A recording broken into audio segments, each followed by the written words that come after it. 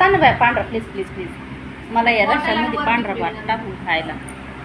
तर वाजले 6 आणि यशनी बनवली मस्त मॅगी, झणझणी तशी मॅगी बनवली आणि त्याच्याबरोबर आमलेट पण बनवले.